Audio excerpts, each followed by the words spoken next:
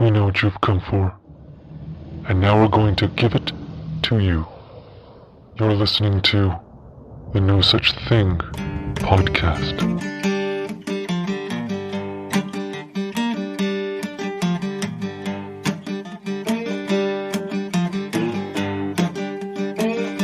Well, I'm going home. I'm going home where I belong.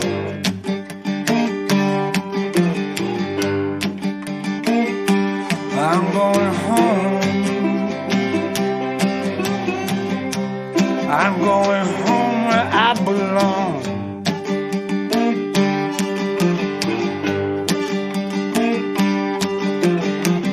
Going back home.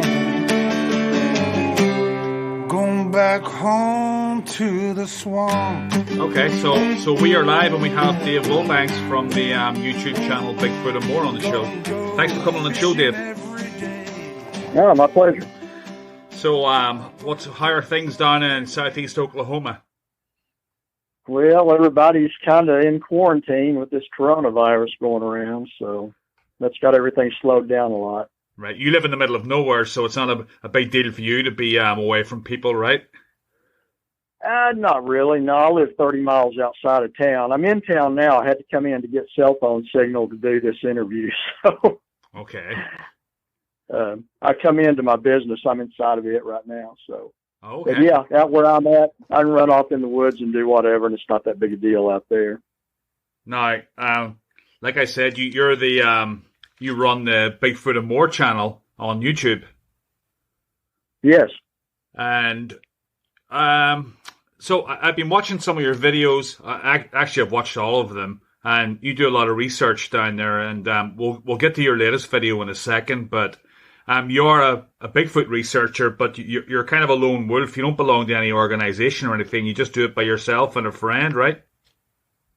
Yeah. I've got one friend named Brian that he and I have been kind of doing this for good grief, since early 2000s or so. But yeah, I'm not much of a joiner as far as groups and such.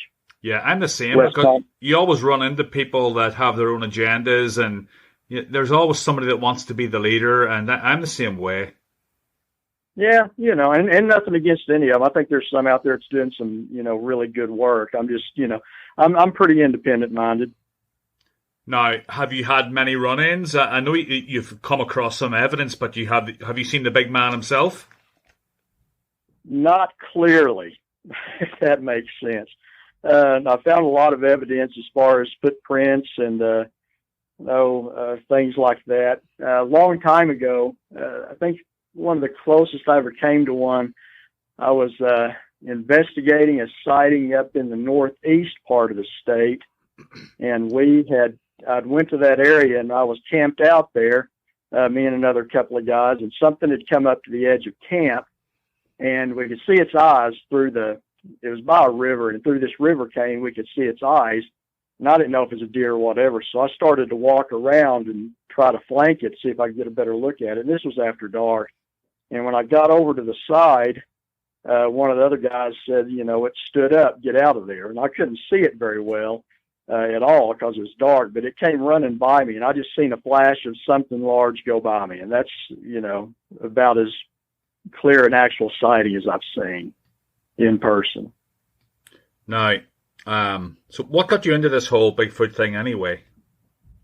Oh boy, that goes back to when I was a young child. There was a man down in southeast Oklahoma. He was a doctor of veterinary medicine named Louis Stiles.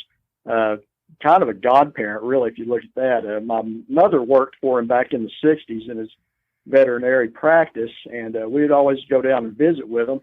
And during I was born in 1967. In 1965 or 66, somewhere in there, he was actually corresponding with Roger Patterson, who, made the famous Patterson-Gimlin film that everybody's familiar with. And Roger had actually sent him a copy of his book, Do Abominable Snowmen in America Really Exist? Okay. So as a kid, I was, very young, 1971, 72. Every time we would go to their house, I would go get that book and look in it. And so Lewis wasn't a Bigfoot believer, but he was a hopeful skeptic. I could say that. He was intrigued with the thought of it. But anyway, he had the book about it, and that really piqued my interest in the subject at a very young age.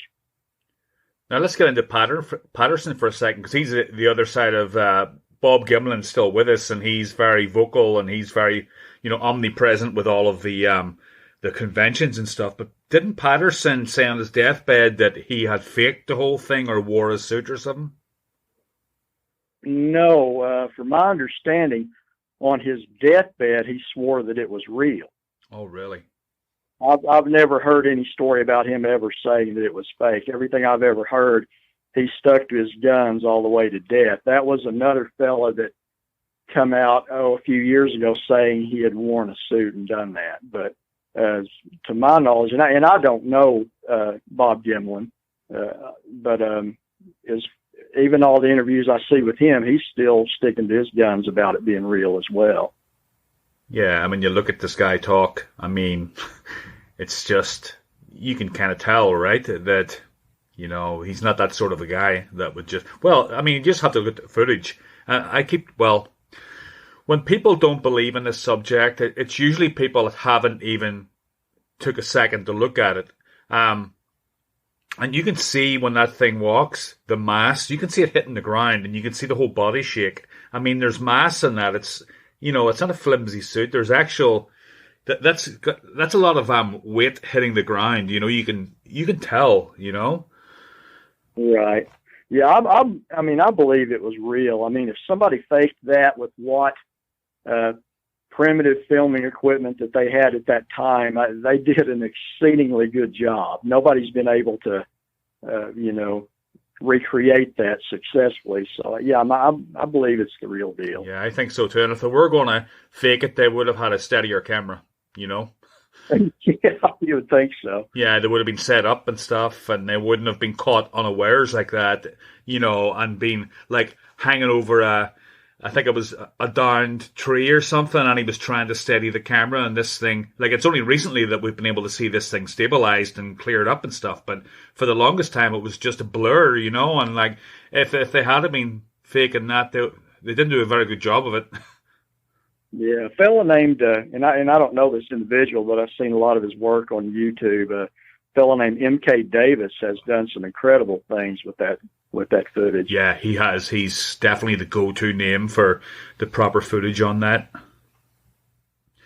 Now, yeah, for sure. Now, I was saying that, if you sit and listen, people that really don't think that this subject's a load of horse shit, if you actually, like, even the guy you spoke to your last interview, we'll get to him. I mean, my wife won't even entertain I can't even speak about it with her because she just dismisses it right away. When I talk about it in front of the kids, she dismisses it. But I mean, I think that if she sat down and watched your interview today with that guy, she would have some questions. If she was interested, she's probably just not interested. But I mean, when you look at that, well, my wife's the same way. She thinks it's silly. Yeah, but anyway, when you sit down and listen to that guy talk that you interviewed, I mean, that guy's like, to me, he's very genuine, Yeah, he had. If you want to talk about that one to start with, I'll just use his first name, Mark, and even on the interview, other people have used his last name and stuff. And I told him first, I don't want to be responsible for a lot of people coming out to your place uninvited because it can turn silly, right? Pretty quick. But he had emailed me. Probably maybe about a month ago, not more than that, maybe 3 weeks, and told me about some of these things. And he had emailed me some of his videos, and we had spoke on the phone a few times. And he sounded very credible to me. And so I went out to his place, and we went walking around in the woods out there behind his house. And I'd already seen the video stuff that he had, some screenshots, and was impressed with that. And walking around out through those woods, we found some footprints of an adult and what I'm assuming is a juvenile, but the largest prints that we found were probably around 15 inches long, and the smaller ones were right around 10 or 11 inches long, and they were several of them all out in those woods out there behind his house. So and then he showed me, and this had happened before I'd got there, a limb on a tree about, I'd say, 7 feet off the ground, and no other trees were damaged around it or no other limb. This limb, which is probably about a 3-inch diameter, was taken and just twisted around a couple of times right where it hooks onto the tree and bent straight down. And I mean, a person couldn't do that, and I don't know of any, any other animal that twists a limb and bends it like that. Yeah, there's a lot of. Go ahead. I'm sorry. No, could we go into his story then? Could we tell his story for people listening? Well, he had this relay, and I'll be upfront. I think he is totally credible. I've been on his property a couple of times. Very hospitable. Just seem like really nice people. Matter of fact, I've spoke with him today. He's keeping me up to date on things. But anyway, when he got a hold of me in his email, his kids had been telling him they've been seeing something for a little while. Let me put this in the right order.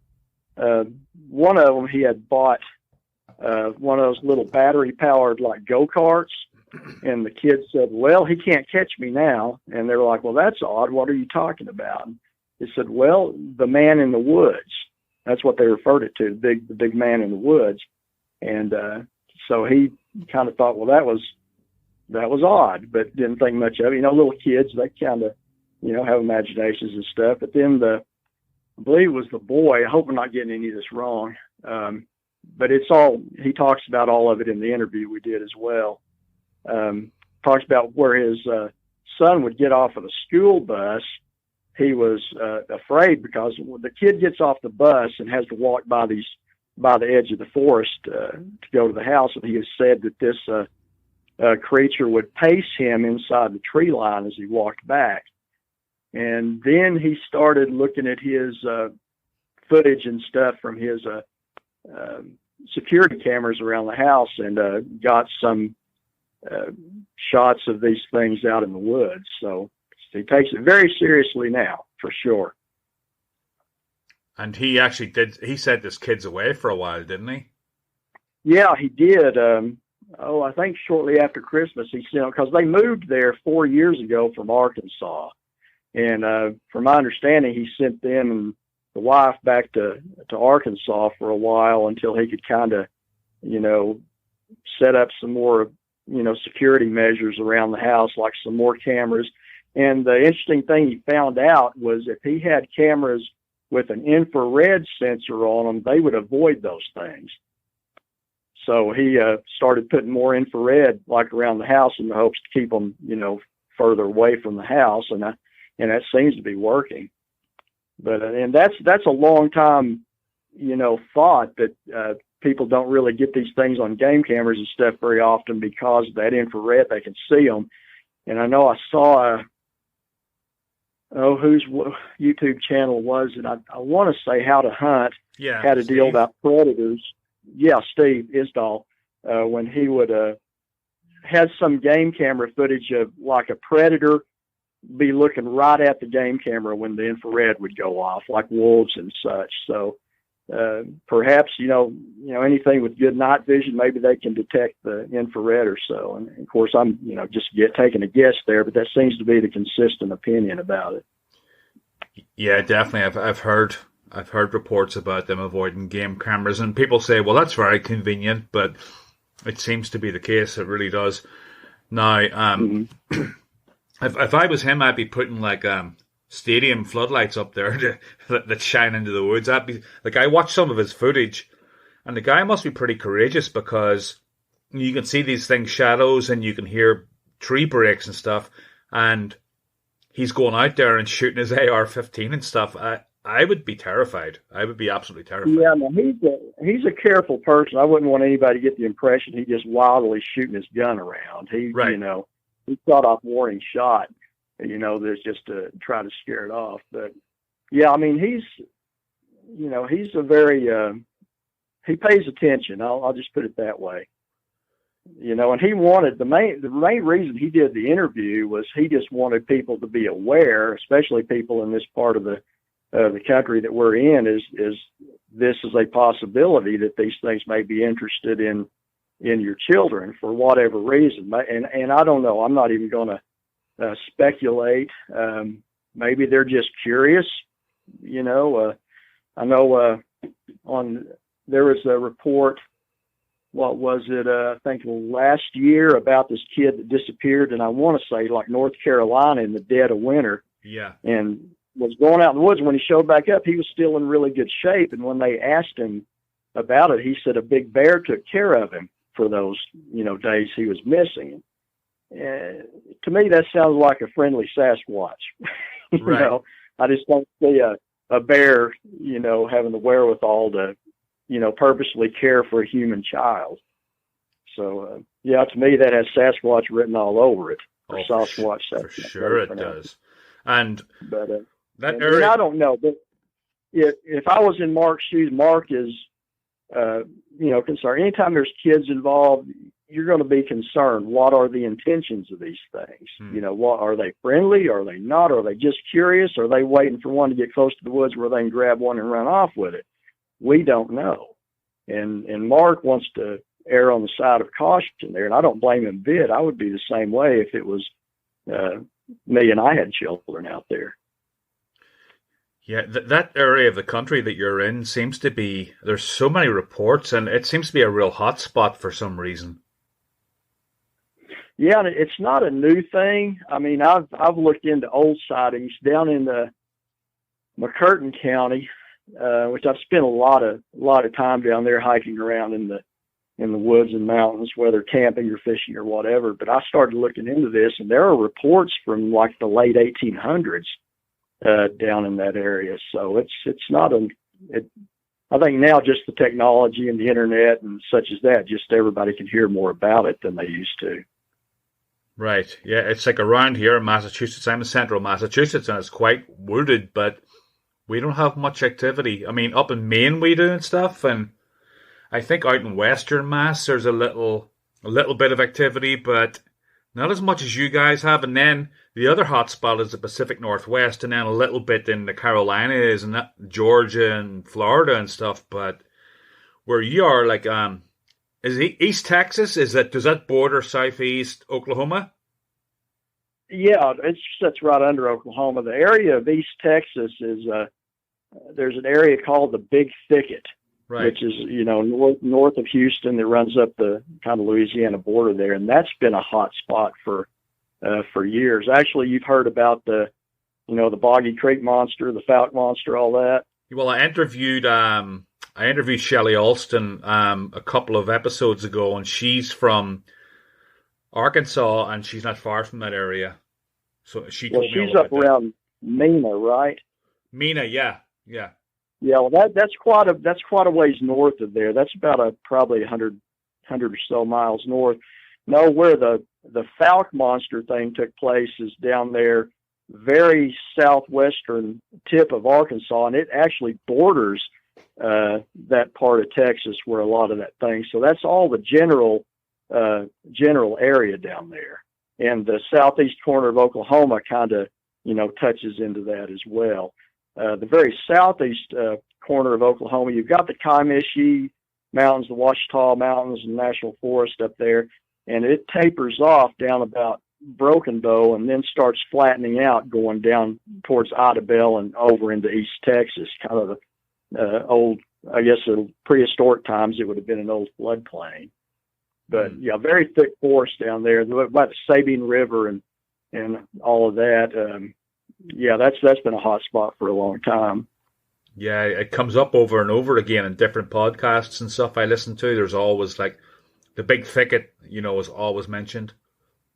Yeah, and people especially from the city or whatever, they don't realize really how thick that is down there. They don't call it a thicket for nothing. I mean, it's all swamps and forest, and it's not just an easy walk in the woods in most of those places. Now, how I got I think you had made a post on the Bigfoot Reddit channel. I can't remember, but how I got familiar with your channel was I saw your video about the casino, the famous casino footage. Now, I'd heard about it before, Yeah. but you're the first person I heard speaking about it, and I know you can't name the tribe and stuff, but you want to go into that a bit? Yeah, I will. And actually, I'll give you a hint. I've been doing this kind of on my own, me and my friend Brian for the last, nearly 20 years. But that casino thing, I've been seeing so many things on the internet still talking about it, going into the weirdest conspiracy theories, and that partially inspired me to start this YouTube channel, because I thought, well, I've got a big database of things built up too, and maybe some other folks would like to hear about it. But yeah, when that happened in the recreations, they say it happened in 2003. It wasn't 2003. It was like September of 2000, I believe, maybe 2001, but I believe it was 2000. And I was actually the first, I'll use the term researcher. I like investigator, more or less, but I was the first one, not of that tribe, that was actually on the scene.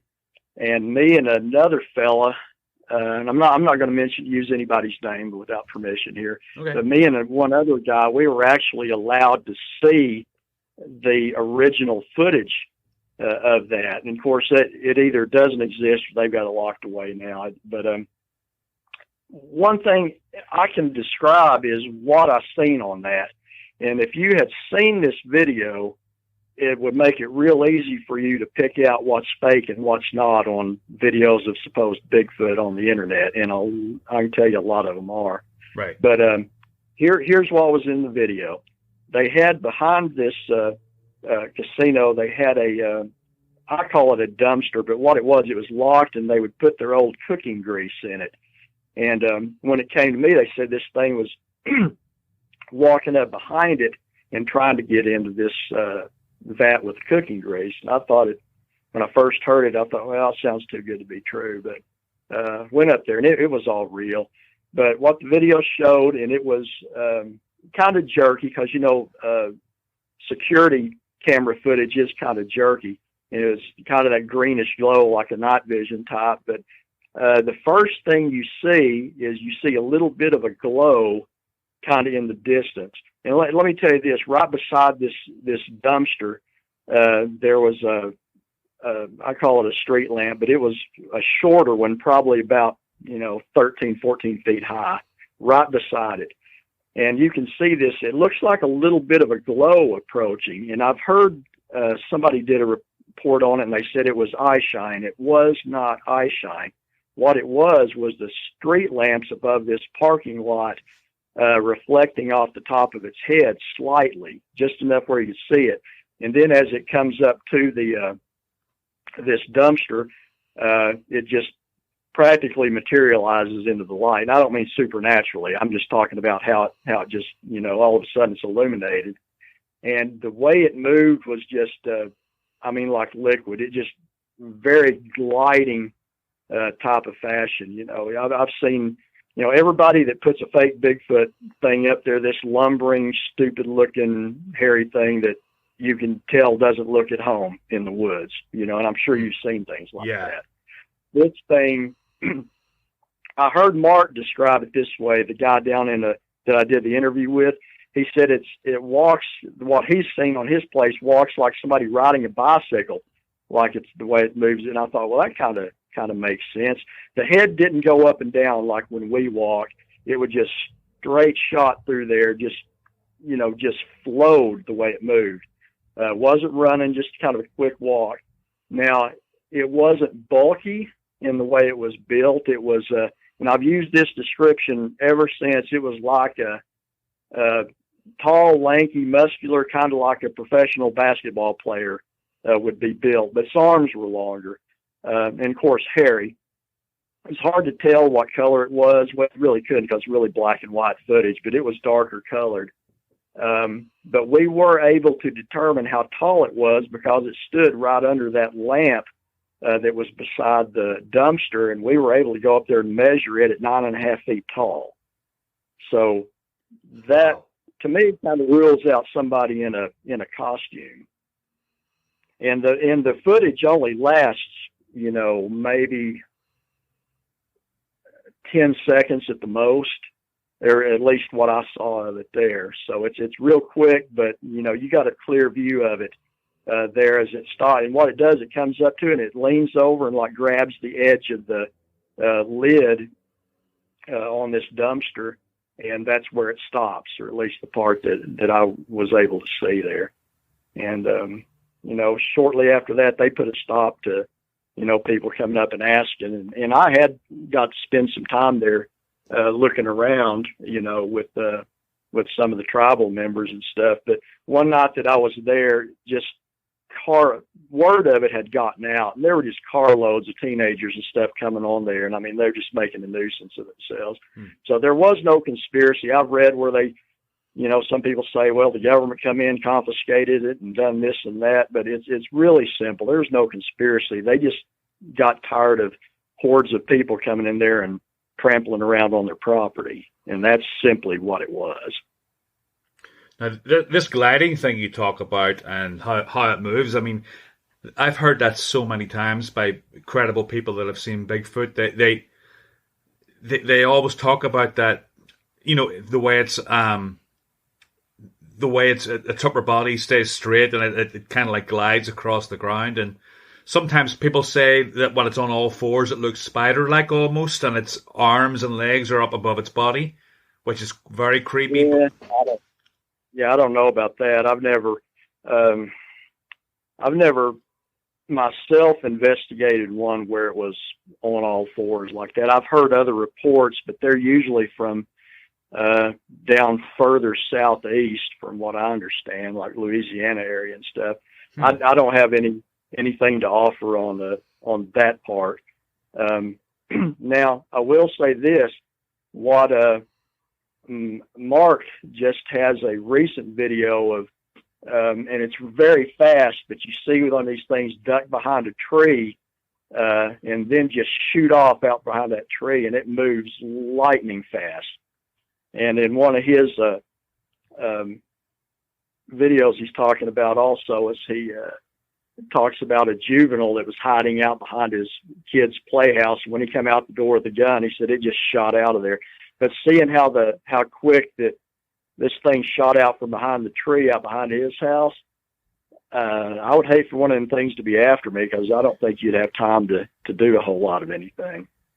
Yeah, I don't think I think I saw that video. Was that when he looks down to cock his gun or something, and he looks back up and he doesn't see anything, and then he sees it later in the video?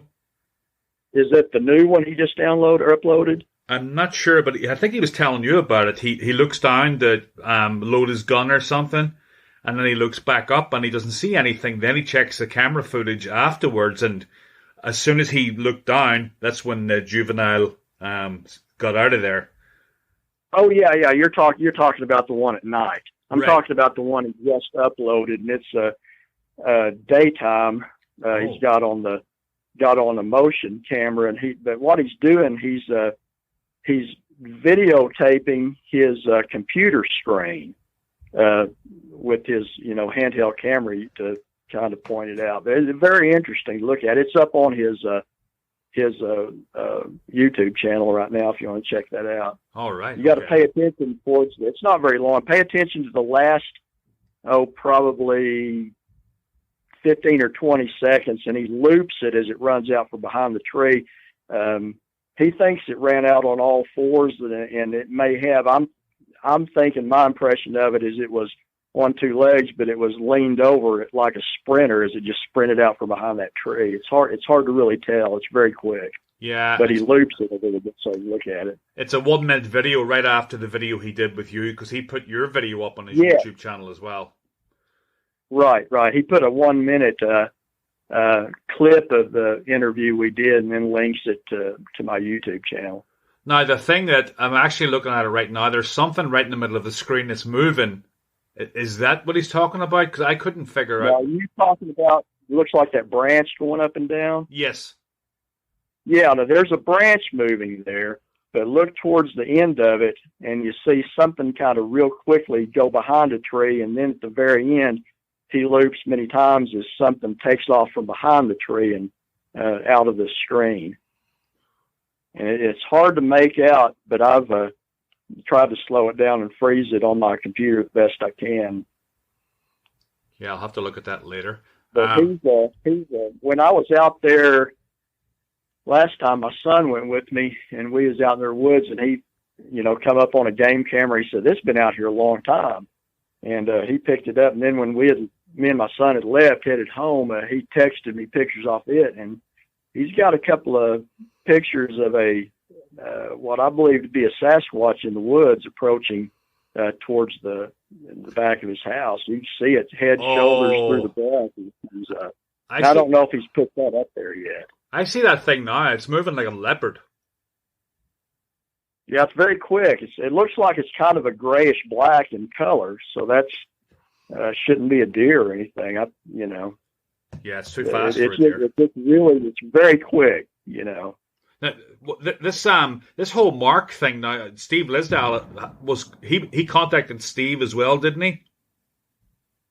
Well, he had. Let me give you an order here. He had emailed. I don't know if he emailed Steve Isdall or Scott Carpenter first about this, but anyway, he had sent it to Steve about, I think, a month ago. But Steve's channel is so popular now. I'm sure he gets just like tons and tons of emails. So by the time that Steve got around to actually seeing it, where he could, put it up there, I had already done the first report on this from Mark sending me an email with with all the things that happened and giving me permission to put it on there. So, I mean, I've got that video, and then I did the interview with him as a follow-up to that first story. But yeah, Scott Carpenter, are you familiar with him? I watch all his videos. Okay, Scott, I've actually talked to him on the phone a couple of times, exchanged emails about what he thinks is going on and stuff as well. And I know Scott and Steve communicate with each other. And I don't know Steve. I just enjoy his channel, It's great. I love his attitude. Yeah, he's got some really neat stuff on there. Man, Steve, I just get a kick out of him because he's like, if you don't like it, go somewhere else.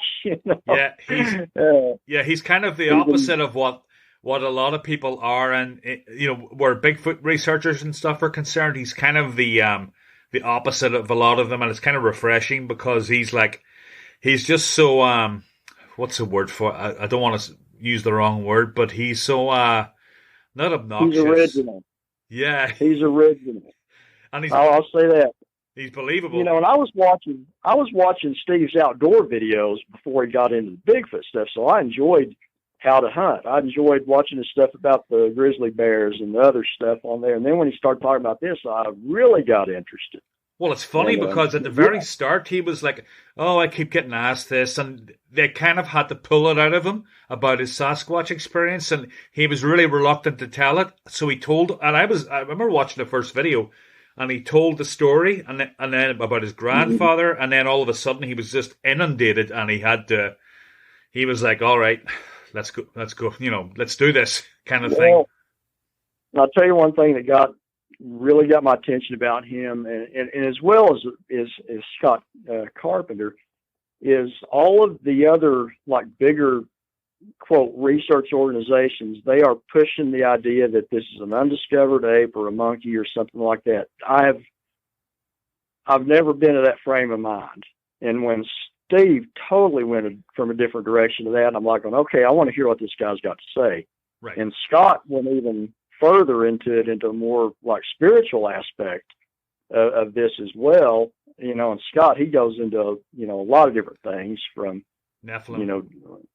Nephilim to dogmen and stuff like that. And I'll just be honest, I don't know anything about dogman and, such as that, but he, after talking to him, he gave me some things to think about for sure. But yeah, I'm not of the frame of mind that they're an ape or a monkey. Somebody asked me, well, what are they? I said, well, here's what I know they are. I know they are incredibly smart, they're incredibly fast, and they're incredibly elusive. Now, past that, I don't think they're a monkey. I don't think they're an ape. And I remember back in 2000, I believe it's 2003, I met Dr. John Bindernagel. Mm-hmm.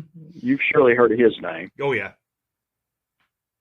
I met him in Jefferson, Texas. He was down for a Bigfoot conference down there. And I actually got to sit down at a table with him and just have a one-on-one with him about it. And John, Mr. Bindernagel, he was very much of the opinion that they were an undiscovered ape.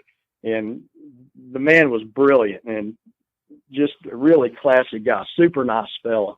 And, I certainly didn't argue that point with him because he really knew his stuff. But, they push the thing it's Gigantopithecus. I mean, how many times have you heard that? Oh, yeah.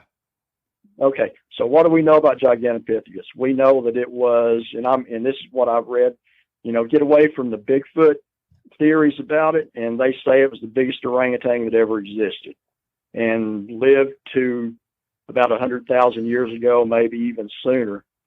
But here's the thing. We know what an ape's hind foot looks like. It's got that toe that goes off the side. I mean, it looks basically like a hand more than anything. Why would a Gigantopithecus, which was basically an orangutan, and I think it's quite an assumption that people make saying it was bipedal. There's no evidence to show that it was bipedal. And you can't get that off just a partial jaw and a few teeth. How could that have evolved from a giant orangutan into what we call a Sasquatch today, a totally upright, more humanoid than anything, creature that's reported today with a foot that looks more human than it does ape? I mean, I just don't see, because if you find fossil record of human feet from 1,000 years ago, I mean, they still look like a human foot, right? Right. So, I mean, how does something evolve that quick from an ape to an upright Sasquatch and be over here in the middle of Comanches in Oklahoma? Not to mention the fact that every time we find an ape, we find out where they're at, and our scientists and whatever are there studying them shortly. We have not been able to do that with the Sasquatch. The Sasquatch has remained completely elusive, and most of the time, from my experience, people that are actively looking for it, they don't see it. It seems to be people going about their business and or whatever they're doing, camping or hiking or whatever, seem to accidentally, come upon one of these creatures. So, I mean, yeah, it's a big mystery. But I don't think they're a monkey. I'll leave that. Yeah, I've only, it's always been in the back of my mind, but I've only really started to really think about this for the last year after I interviewed Crystal Panic from New Hampshire, BFRO. And, at first I thought I was in the Gigantopithecus camp because I'd heard that, so that I just went with that. But then now that you mention all of that, it's, yeah, of course, I didn't think of the science of it, but yeah, it's kind of... I understand where anthropologists and stuff are coming from. They're wanting to, an anthropologist that gives credence to the subject of Bigfoot or Sasquatch, they want to put it in the box that they're familiar with. And does that make sense? Yeah. And Bigfoot doesn't stay inside the box, because there's a lot of aspects of it that just defies explanation as far as that goes. Now, you said you've camped out alone a few times in areas where you've seen evidence. Were you not scared, or do you not think that this is an aggressive thing, or do you think it's both? I have not had any what I would call a display of aggression toward me. I mean, when I camp by myself, I'm extra cautious anyway, because, I mean, if you're out by yourself in the wilderness, I mean, if you get snake bit or break your leg or something like that, you don't have help close. So you got to be extra cautious anyway. But the story behind where I'm talking about, there's an area that me and my friend go to, and the reason I started going there is back in 2003, I believe it was. There was a cowboy lived out close to where I live, and he had been riding horses in this area, and this Bigfoot walked out in the in the trail in front of him, about 50 yards ahead of him, and saw him and went right back into the woods. And he was quite disturbed about it. So I got with my buddy and we went down there and we stayed a couple of nights. And this area it's in the Comiskey Mountains, and it's about 20 miles from the nearest town. And that evening during the day, I mean, we fished and stuff. I always take my fishing rods, to catch our dinner and such. But that evening we could hear something around the camp. I've got a video where we go into that on there. There's a video that shows me and a guy with a white beard sitting on a tree stump kind of close to me there. Right. If you saw that one, it's an earlier video I made, but we go into that. But there was some, peculiar things, like we could hear things walking in the woods that was obviously not a deer or something, pacing around the camp where we couldn't see and stuff. But later that night, it was after midnight, something threw a very large rock. I'm talking 30, 40 pound rock, and bounced it off a tree just outside of our camp. And I mean, when I went and tried to pick the rock up, I could pick it up, but you couldn't throw it anywhere. And whatever this was, it threw that rock with force against this tree. Not trying to hit us, but I think it was trying to let us know that it would rather us not be there. And the next morning we found footprints, and I made a cast of one of the prints, and we show it there. It's not especially huge, but I think it's just like 12 inches long. It's just that wide, flat type of foot like we're familiar with Sasquatch. Now we've been back to that area several times. In November of 2019, we were there, and we found some tracks that were 18 inches long. Wow. And I've never found tracks that big ever before. There's one, I made a couple of short videos. One shows me it's stepped in the mud, and I'm trying to scoop the water out of the track. Yeah, I seen that one. Now you got to kind of pay attention. I was trying to get it scooped out where I could maybe make a cast, but it'd been raining a lot. And it just kept filling up, so we settled on the picture.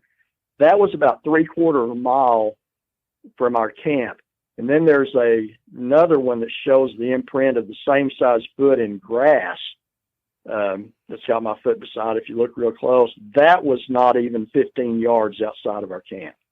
So that thing had walked, covered that territory, and it'd been up there. And we heard it walking in the woods around us. We were about halfway convinced that maybe a game warden, sneaking up to see what we were up to, but then when we saw those tracks, the next morning, we were like going, well, it was not a person. That's and huge. Yeah, back to your question. Yeah. I mean, I'm trying to get my mind around, how massive a creature that would be. Now, from where Mark lives, this, as the crow flies, is probably about, I would say about 40, 45 miles from his place. So it's just north and east of him in the Comiskey Mountains. Mark, where he's at, is not quite in the mountains yet. But you asked about camping alone. I camped there twice this last year by myself, and the first night there was in late September. I did not hear, see, smell anything out of the ordinary. There was nothing. I mean, I slept out in the open on a cot and never felt like anything was near. I went back in the earlier part of October there by myself, and this was a different story. It got dark, and then there was no sound of any night animal whatsoever, but I could hear something, would take a few steps out in the woods, sound like a person, and stop. And there was just a feeling of foreboding at that time. And, I didn't sleep that night. I never saw anything, but it was just that, you could hear something out there in the woods, and every once in a while it'd snap a branch. I'm like, that wasn't a comfortable night, that one. Man, you mustn't have slept. I did not sleep that night. the first night I camped out there a couple of weeks before that, like I said, didn't feel up. I mean, the crickets, the birds, the owls, everything was just normal, and I slept and didn't feel threatened at all. But that second time there by myself, I felt like something was definitely watching me and kind of going around the perimeter of the camp out in the woods. So I was alert all night. Now, on that one. Were you armed? Oh yeah, I always carry a weapon. I mean, I'm not I carry a Glock handgun with me. It's 40 caliber, but really it's more for psychological, the prospect of running into a criminal type person out there than anything else. Right. Yeah. Well, no. I mean, you might get out there and there's somebody with ill intent shows up to try to do something. I want to be prepared for that. But there's also bears down there. Right. Where I'm at. They're black bear, and they usually the only time I've actually seen a black bear in the wild out in that area, it ran for me like, I was chasing it or something, which is exactly what I wanted to do. Well, it's so funny because when my wife is from Kentucky and she lived in Tennessee for a while, and she would go hiking by herself in the Smoky Mountains. And I hear so many reports from the Smoky Mountains that, people going missing and stuff. And I try to tell her about that, and she's just like, whatever. But yeah, I think when there are, every once in a while, you'll go down southeast Oklahoma and you'll see some missing posters like on the wall. There's a young man, teenager went missing out there a few years ago, and I don't think they ever found him. But, a lot of those are people running afoul of a drug deal or something out in the middle of nowhere. I'm not saying they're doing the drug deal, but you drive up on some tweakers doing their stuff. I mean, you're in some real danger. Right. And unfortunately, there are a lot of meth heads in this part of the country. Yeah, I've heard that. Yeah, I just watched Tiger King. That's Oklahoma, isn't it? No. Yeah, it is. That's a great show. Great show. Yeah, Mark, he's from Arkansas originally, and he was giving me a hard time about that. I think yesterday. Yeah, that's from Oklahoma. I was like, well, I think he's a transplant. I don't think he's from here originally. Yeah, I think he was from Florida or something. Yeah, just somewhere else, man. That guy. But yeah, of course, my business is in a little town called Ada. I have a music store here. I've had it for 28 years. I sell guitars and stuff. But yeah, that place where that Tiger King is only 30 miles west of here, so everybody was always talking about that. Oh, that wow. guy was known as a nut for a long time before he got in trouble. Great show. Yeah, that's something. I watch that. I'm like, hey, thanks, man. Now that's what everybody's going to think of when they hear Oklahoma. Yeah, well, people in Massachusetts have terrible associations too, so I think it's all around the country. There's always, like, my wife's from Kentucky, and people have all of these ideas about Kentucky that just aren't true. She comes from it's a very poor state, and it's supposed to be like a backwater place, but it's not really. Her family are all very educated and stuff, and she hates it. When people are like that. But so what are your plans going forward then? You're going to still keep in touch with Mark and keep us updated on that? Oh, sure. Yeah. As long as, Mark wants me to investigate that, as long as he, wants me to come out, I'll be happy to do so. I mean, he's a nice fellow, it's nice meeting him. His family's real friendly. I mean, very hospitable individual. Well, he's one of the best, at the minute in the Bigfoot community. He's one of the biggest credible resources out there and it's ongoing. So it's very exciting for a lot of people. A lot of people are paying attention to that whole story. Yeah. And I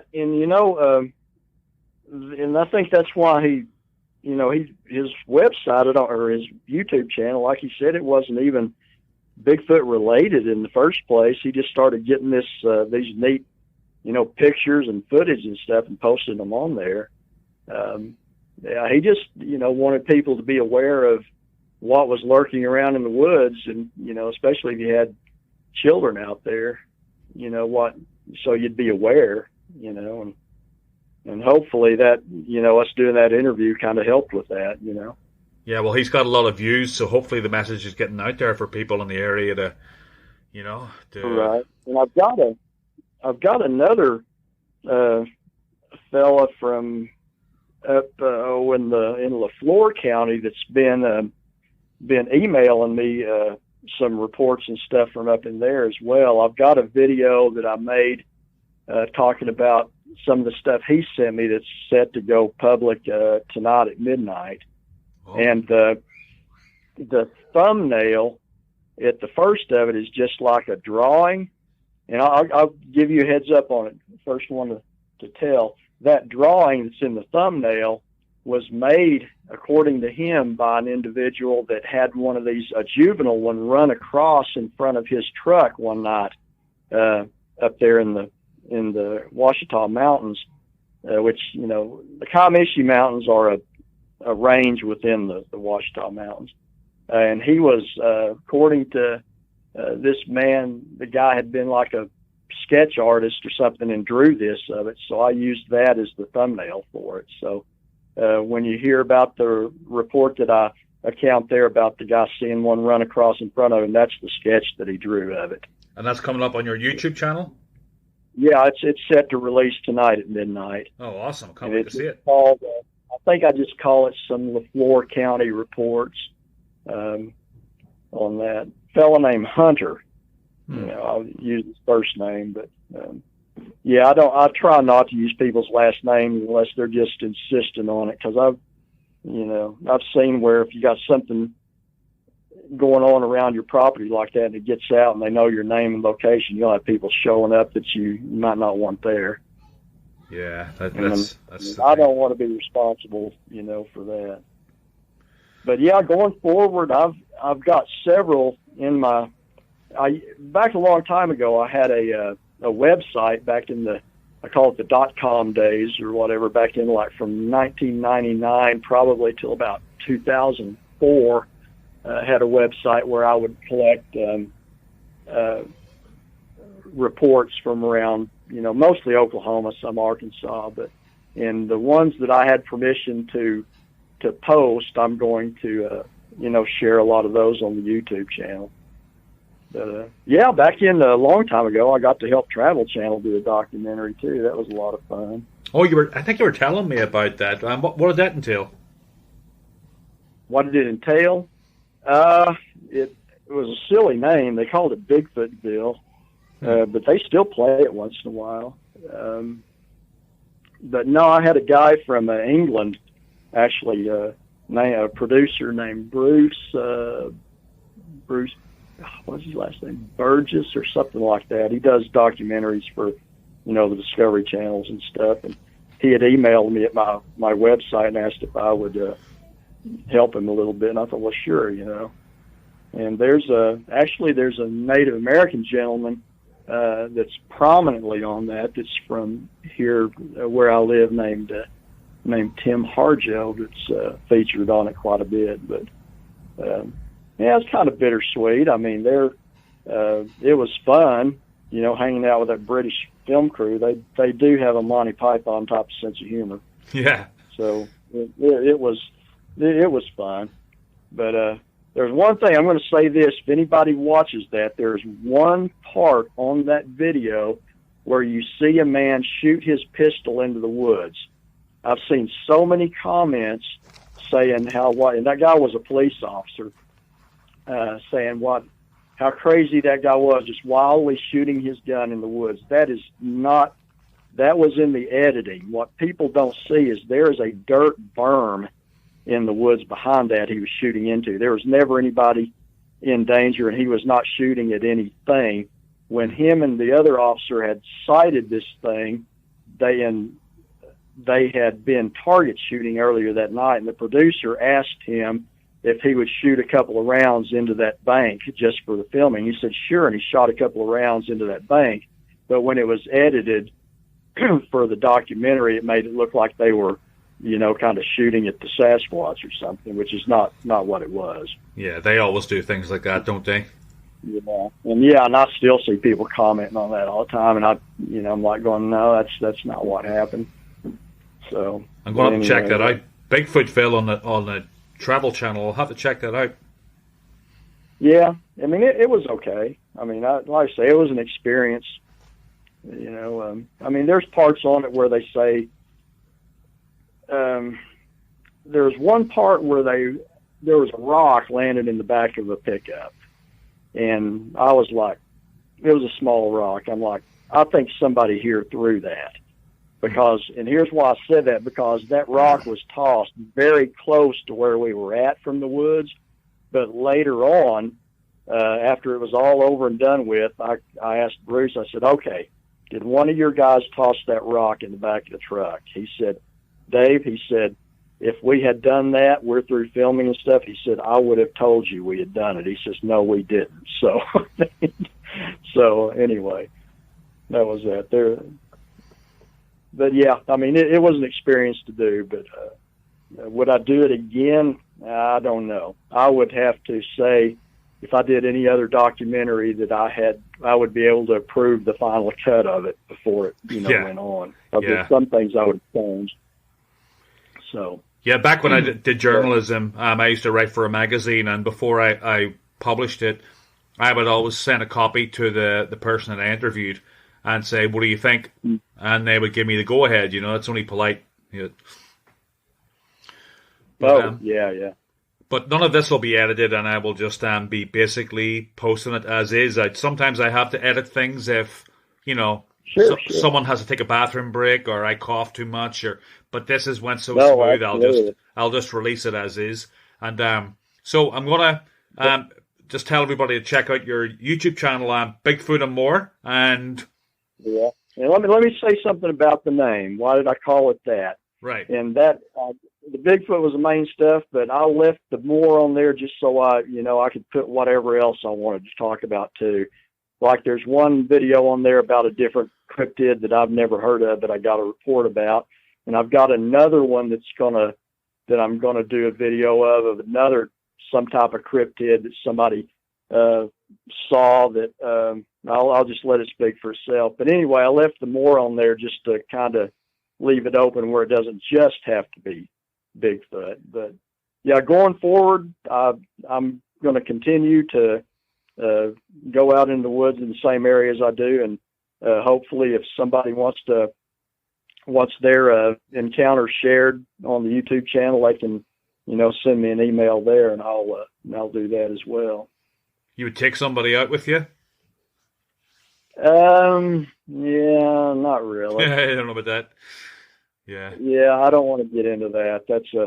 There's already people that do that and charge people money and guarantee them that they'll give them a Bigfoot encounter. And anytime anybody tells you they guarantee you an encounter with Bigfoot, you can say, yeah, nice talking to you, bye. They're a scam artist, and I'll say that right off. Because it's rare enough. I'll say this, 80% of the time I go out in the woods, it's just a good camping trip. Yeah. But there's, and maybe even more than that, but those few times where you do get some, evidence and stuff, it's, it's something else. It's scant. And that's what Steve Lisdell really hammers down on that. He says, if anybody's charging you to go see Bigfoot, tell them to pound sand, Yeah. But no, I don't take people into the woods unless I know them and they're friends of mine. Yeah. Because one, I don't want to be responsible for people I don't know. You just don't. So, but yeah, I don't know.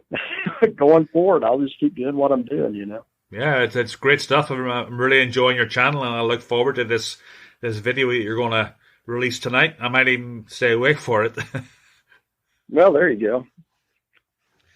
All right, Dave. Well, hey, thanks for coming on the show. It was a pleasure to have you. Hey, absolutely, man. I've enjoyed it. Yeah, and keep in touch and let me know how everything goes. And I'll speak to you soon. I'm going to send you a text afterwards. Just a request for a couple of things, but I'll send you a text. And again, thank you very much. Oh, absolutely. All right, bye, Dave. Yeah, bye.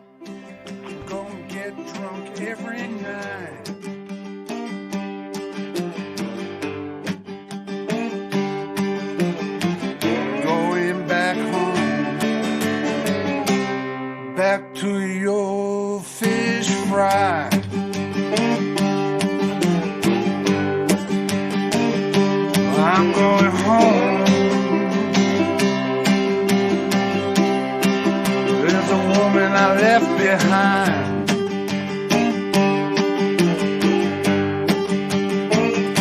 Well, I'm going home. There's a woman I left behind.